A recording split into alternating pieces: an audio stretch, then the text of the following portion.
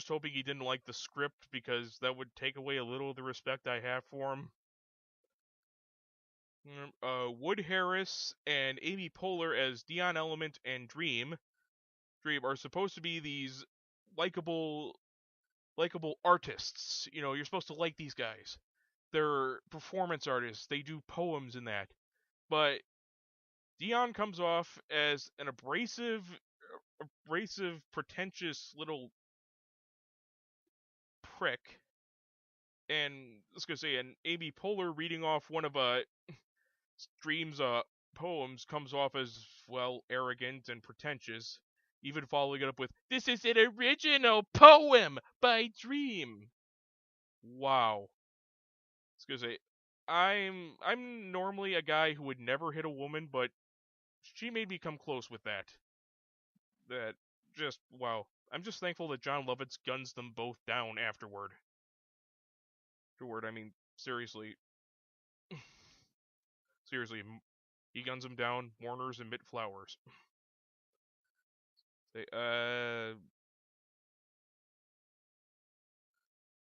Basically, other than that, the acting is rather take it or leave it. I highly doubt the actors knew what the hell was going on in this movie. Basically, from what I read, a lot of people who are involved with this movie basically came to it because they like Donnie Darko.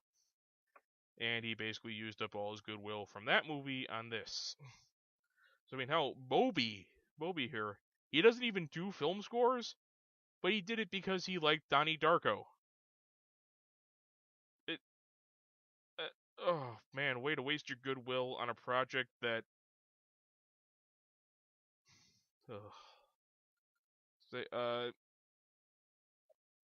the technical elements are really good, the special effects are really good.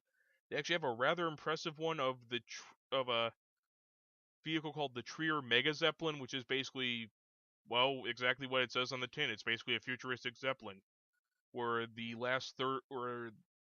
climax of the film takes place. And we also get Dwayne Johnson firing a gun into the air and saying, "Evacuate the atrium, move to the rear of the Mega Zeppelin." And yeah, it makes even less sense in context than it did when I said it.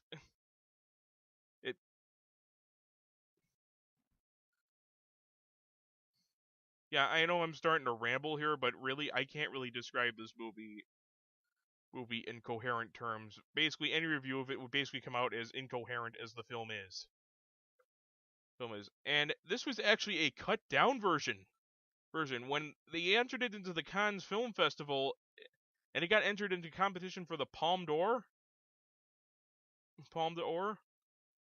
it was 160 minutes. I will say that again. The movie was 160 minutes. 160 freaking minutes! That means that somewhere in a studio vault, there's about, 16 minutes just sitting there. 16 minutes that were worse than the stuff that must have been worse than the stuff that wound up in the movie. And take into account, this cut doesn't even have the stuff that was in the stuff that they had to put in there from the prequel novels. So basically, with the Cannes cut, you're being dropped in the part 4 of a 6-part story with no follow-up. What the bloody hell was Richard Kelly thinking? A movie should be self-contained. Any movie. I mean, novelizations are good because they can actually add characterization you can't get in a movie. You could do stuff that you can't do in a movie. You can find out what the characters are thinking. You could find out more about their past lives. That's just adding to the whole thing. The movie is self-contained. You can follow the plot. You sympathize with the characters. You enjoy it. Basically making a whole multimedia experience and making the first 3 crucial chapters that are supposed to help you understand the freaking movie, just making them the first 3 parts a graphic novel and basically giving you the last 3 as a friggin' movie is one of the dumbest ideas I have ever heard. And if this had been the final cut, expecting them to come in with no knowledge, I mean, let's be honest, there are people who are going to come in with no knowledge of parts 1, 2, and 3. They're going to come in, expecting another Donnie Darko, and they're going to be confused as all hell. And the sad thing is this whole thing of true art is incomprehensible has basically kept this movie from getting a 0% on Rotten Tomatoes. It's going to say, as of... just give me a second. Just give me a second. I need to calm down. And...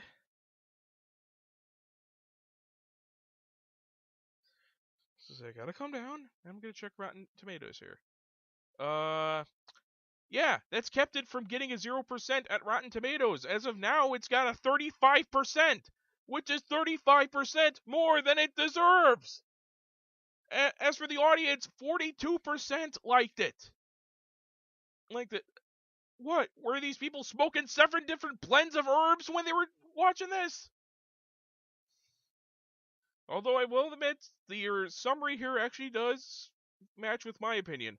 Southland Tales, while offering an intriguing vision of the future, remains frustratingly incoherent and unpolished. And actually, that is pretty much my opinion on this movie. The vision of the future is intriguing, but it juggles too many plots, and with not enough time to go through them all. Maybe if it was a mini-series where, you could have like 8 hours or something to go through all these plots, then sure, it may have worked. But trying to cram it all into a 2.5-hour movie, it's not going to work.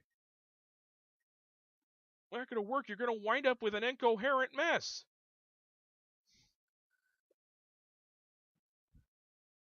It just, if you like bad movies like me, then go on, seek it out.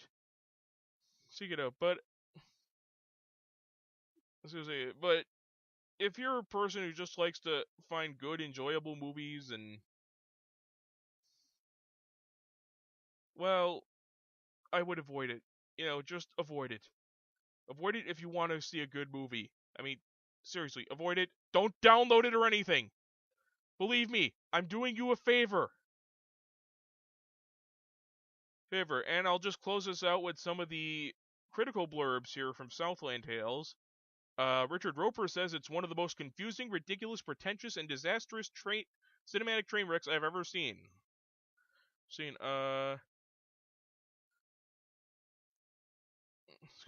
Tom Long of the Detroit News says it's immature, crude, poorly made, and a waste of time. The Chicago Reader actually has a great point here. You can't be both political and incoherent. Terry Lawson of the Detroit Free Press said no amount of reworking could salvage what was a misbegotten and unfunny idea to begin with.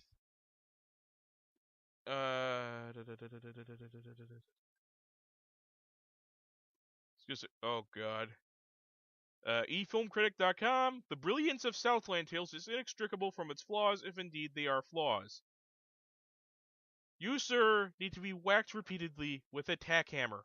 Maybe that would actually, fix whatever problem with your brain that made you give this movie a full 5 out of 5. Film Freak Central says it's the sort of experience you feel embarrassed about even though you had nothing to do with it. Because it's not just a mess, it's a pretentious mess. A friggin' men.